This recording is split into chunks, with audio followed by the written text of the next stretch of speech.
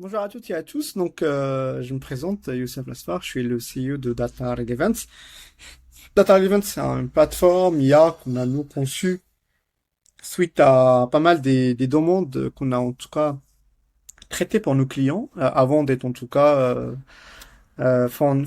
éditeur de solutions et de plateformes. On est en tout cas à la base des consultants, donc on accompagne un certain nombre de clients aujourd'hui sur le volet data IA on s'est profité de différents en tout cas accompagnements qu'on fait et l'expertise qu'on a aujourd'hui pour injecter toutes ces connaissances et des cas d'usage sur un produit complet. Aujourd'hui, je vais vous présenter Data Relevant dans son produit Mosaic. Il y a d'autres produits qu'on peut vous montrer par la suite, donc Aiton pour tout ce qui est agentique, etc. Là, en fait, on va vous donner une visibilité sur tout ce qui se fait en mode le RAG Voice, le textuel SQL, la recherche sur Internet, aussi la fonctionnalité RAG Voice, discuter directement avec le modèle. Donc, c'est des choses qu'on peut en tout cas vous montrer via notre plateforme. Alors, je vais cleaner en tout cas aujourd'hui les conversations pour qu'on parte sur une base en tout cas vide saine. Je vais me déconnecter pour vous montrer aujourd'hui Data Relevance, c'est une plateforme qui donne la possibilité d'utiliser l'authentification Microsoft, une authentification aussi Google. Généralement, on utilise Microsoft pour en tout cas tout ce qui est professionnel. Il y en a qui sont en tout cas aussi branchés sur Google. Mais c'est pour ça qu'on propose en tout cas les deux. Là, après avoir en tout cas lancé la connexion Microsoft, donc on arrive sur cette interface. Bon. Cette interface, en tout cas, vous voyez ici la liste des différents modèles qu'on propose, donc du GPT, Mistral, Llama, DeepSeek. À gauche, bah, il n'y a pas de conversation du fait que j'ai vidé en tout cas les conversations tout à l'heure. Ici, vous pouvez uploader des fichiers, côté, vous pouvez demander aussi traitement, traduction, un résumé, etc. Internet, texte SQL, dicter aussi la question et le rank voice pour pouvoir échanger directement avec le modèle. Nouvelle conversation, je vais lui dire bonjour. Et là, en fait, on a pas mal en tout cas, des mécaniques derrière qui vont identifier la nature de la question. Est-ce que c'est de la salutation? Est-ce que c'est la recherche d'informations dans des documents? Est-ce que c'est la recherche d'informations sur les documents publics, etc., etc. Là, je vais lui dire qui es-tu? Des questions simples, bien évidemment, hein, pour démarrer. Et après, on va essayer de dicter ok, dicter la question. Parle-moi de Data Relevant et l'ensemble des fonctionnalités proposées par le produit. Donc là, vous voyez, hop, alors il a parle-moi, donc effectivement, il manque un peu, Data Relevant et l'ensemble des fonctionnalités proposées par le produit. Donc là, il va pouvoir, en tout cas, utiliser, il y a la gestion du contexte, donc ça, de toute façon, toutes les plateformes le gèrent maintenant. Euh, la génération d'images, la génération aussi du voice. On va lui demander de générer une image de Paris. Euh, Généralement une image de Paris Vivatech 2025. Allez hop, j'envoie. On va voir ce que ça fait. Et là, à côté, vous avez en tout cas la possibilité de passer sur un modèle de Gemini, Gemini GPT-4o mini. Donc là, il nous a généré en tout cas l'image, il donne une description et après, il montre en tout cas l'image du Vivatech Paris 2025. D'ailleurs, on était présent cette année à Vivatech, juste un clin d'œil là-dessus pour montrer aussi qu'on participe à un certain événement. Là, je vais passer sur allez, une discussion Radvoice. Bah, bonjour, Bonjour, comment ça va? ça va Je et vais. toi? Ça va bien, merci. Quoi de neuf aujourd'hui? Qui es-tu déjà? Je suis un assistant virtuel conçu pour vous aider avec vos questions et vos besoins. Comment puis-je vous aider aujourd'hui? Eh bah, parle-moi de Vivatech 2025 à Paris et comment ça s'est passé? Vivatech 2025 à Paris était un événement majeur consacré à l'innovation technologique et à la transformation numérique. Il a réuni des entreprises, des startups, des investisseurs et des experts du monde entier pour discuter des dernières avancées technologiques, de l'intelligence artificielle, de la durabilité et de l'impact des technologies sur la société. L'événement comprenait des conférences, des démonstrations, des ateliers et des sessions de réseautage. C'était l'occasion de découvrir les dernières tendances et de nouer des collaborations pour façonner l'avenir technologique. Eh bien, bon, on peut s'arrêter là. C'est quoi les dates de cet event cette année? Vivatech 2025 s'est généralement tenu en juin. Pour les dates précises de cette année, je vous recommande de consulter le site officiel de Vivatech ou de vérifier les dernières annonces pour obtenir les informations les plus récentes. Et donne-moi la date exacte de cet event, s'il te plaît, cette année.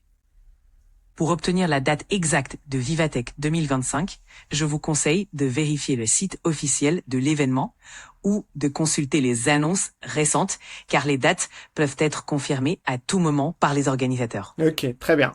On est quelle date aujourd'hui? Aujourd'hui, nous sommes le 16 juin 2025. Ok, très bien. Quelle température il fait à Paris actuellement? Je ne peux pas fournir les températures actuelles ou les mises à jour en temps réel. D'accord, ok, je comprends.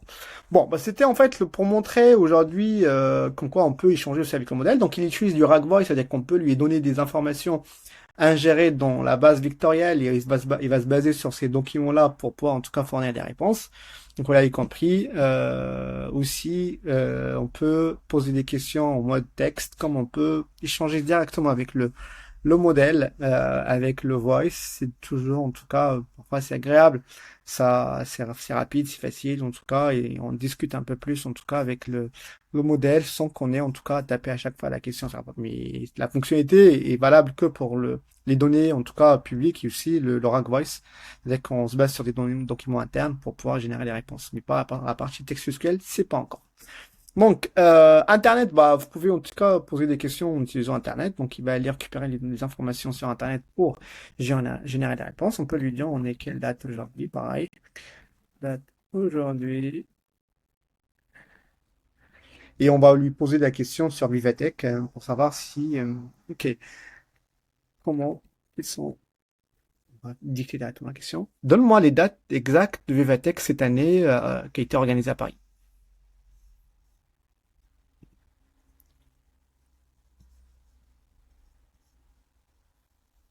Voilà. Il nous a posé, en tout cas, il nous a répondu à la question du 11 à 14.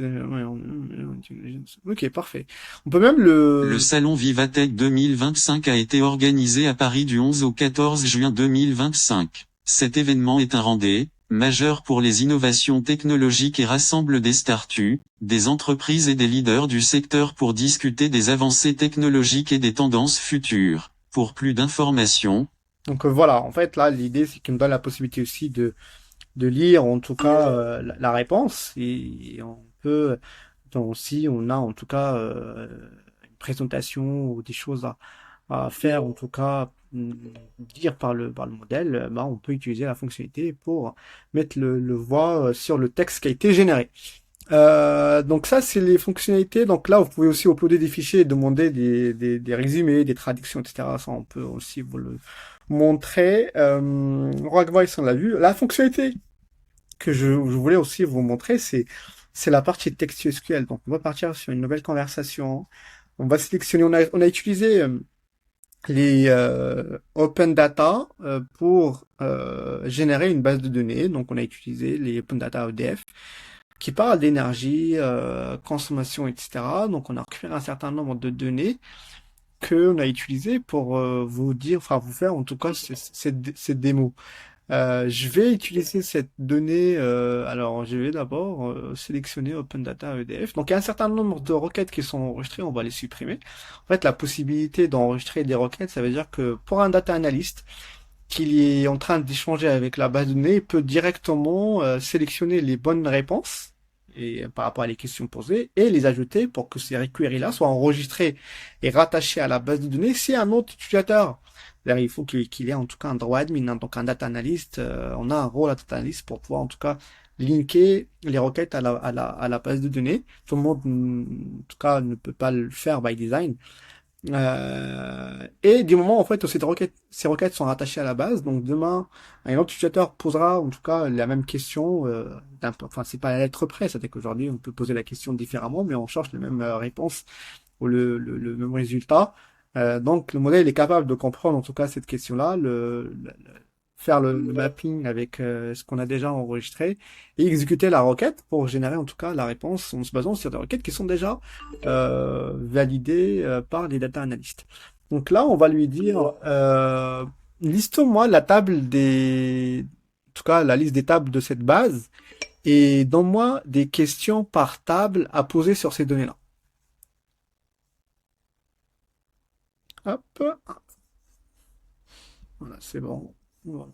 Et donc là, il va pouvoir en tout cas utiliser la métadonnée pour générer, en tout cas pour connaître le schéma de la base, le modèle, etc. Il va se baser sur ça pour pouvoir en tout cas générer les queries et du moment où la query est générée, il va la lancer sur la base de données, récupérer les résultats, poster la réponse en texte SQL, enfin la réponse en langage naturel. Et donc, il nous a listé disponibilité parc nucléaire, production par filière outre-mer, organisation, un groupe, nanana, et il nous a listé l'ensemble des tables avec voilà, un tableau qui résume en tout cas la liste des tables qu'on a aujourd'hui avec la query bien évidemment et aussi un dashboard. Vous pouvez avoir en tout cas le dashboard aussi affiché. Vous pouvez télécharger ce tableau-là en format Excel, l'amender, le modifier, le garder pour des présentations, des calculs, etc. Donc là, on va prendre en tout cas la première table et on va prendre la deuxième question. Allez, hop. Alors, comment la disponibilité des centres nucléaires a-t-elle évolué au fil du temps? Donc, on va voir en tout cas ce que ça donne. Alors aujourd'hui, bien évidemment, dans la génération de réponses, on dépend aussi de ce que la base de données a comme capacité. Donc bien évidemment, là vous avez la liste, la disponibilité nucléaire, et donc là voilà, là, en tout cas la réponse est donnée en se basant sur la méta donnée de la base. Donc là voilà la query qui a été en tout cas exécutée pour générer la réponse. Et voilà, le tableau il est bien affiché, le dashboard on va pouvoir en tout cas aussi liker, tac, on n'a pas de dashboard. Je sais pas pourquoi, mais bon, ok. Donc on va prendre production par filière. Allez, qu'est-ce qu'on a? Quel est le coût moyen? Voilà, on va parler du coût moyen de mégawatt par dans ces territoires. Alors, on n'a pas peut-être parlé du territoire, on n'a pas posé la question parce qu'en fait, les deux questions sont liées. Tac, tac, tac. Effectivement, quel est le prix notre mère, voilà, effectivement. Donc, fallait poser avant d'abord cette question, mais il a bien trouvé en tout cas, il nous a répondu avec la bonne réponse. Parfait.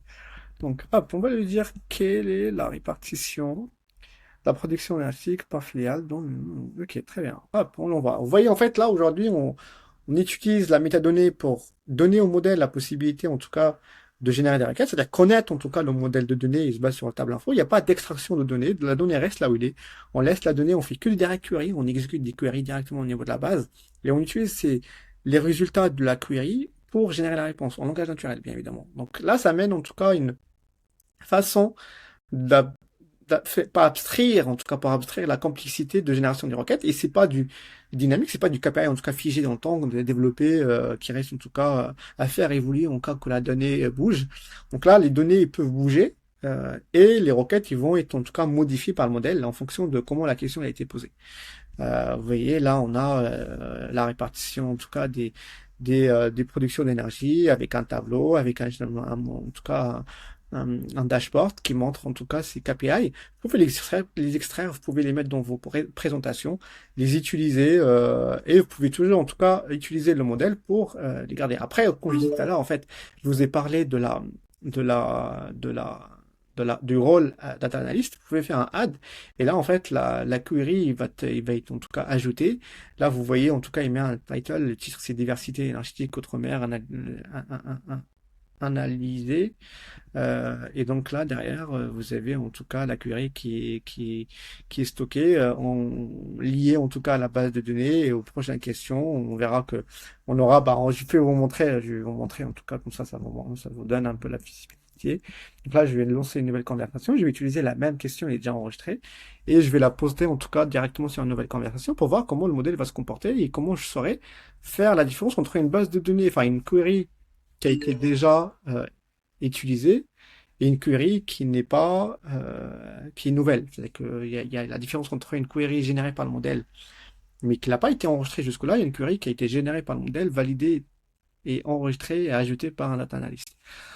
Donc là, on va attendre qu'il termine en tout cas l'analyse pour générer la réponse. Et à ce moment-là, en fait, vous verrez qu'il y a un bouclier qui montre qu'en quoi, en fait, cette requête est déjà enregistrée, déjà listée dans la liste des queries valides. Et avec ça, en fait, ça montre que la query, il n'a pas été régénéré par le modèle, donc on sollicite pas le modèle dans cette version-là. Voilà, exactement, c'est ce que je voulais vous montrer. Ici, vous voyez le bouclier en vert, donc en fait, cette requête, elle est déjà enregistrée, on l'a déjà exécutée et déjà validée par un data analyst. Vous voulez montrer par rapport à Data Event sur le volet, en tout cas web, application, vous avez des extensions, on a une extension Teams qui donne la possibilité, en tout cas, de le mettre dans un groupe, qui donne la possibilité d'échanger avec le modèle, avec la plateforme, tout en gardant, en tout cas, vos outils de collaboration. Donne-moi la liste des fonctionnalités de Data Analyst. Bien évidemment, en fait, aujourd'hui, le modèle, il a accès en tout cas, l'application a accès à un certain nombre de documents que vous pouvez ingérer. C'est-à-dire que vous pouvez ingérer des sites web, vous pouvez ingérer via interface admin qu'aujourd'hui on réserve que pour les entreprises. Il n'est pas réservé à tout le monde. Enfin, il n'est pas accessible à tout le monde. Donc c'est plus pour créer des cas d'usage, les industrialiser, les gérer. Et aussi pouvoir donner en tout cas accès à un certain nombre de données en fonction du périmètre qui concerne chacun.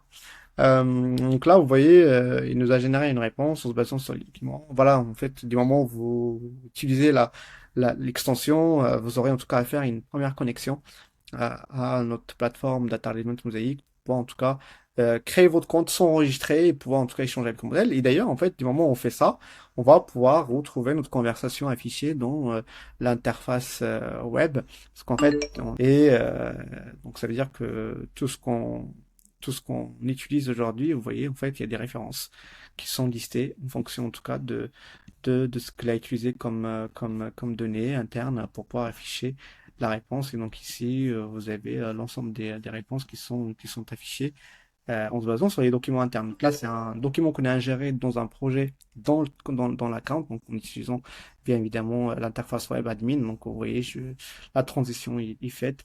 Donc ici, vous avez en tout cas un certain nombre de fonctionnalités qui sont réservées à toute la partie entreprise pour pouvoir gérer les habilitations par account, par projet, base de données utilisateur.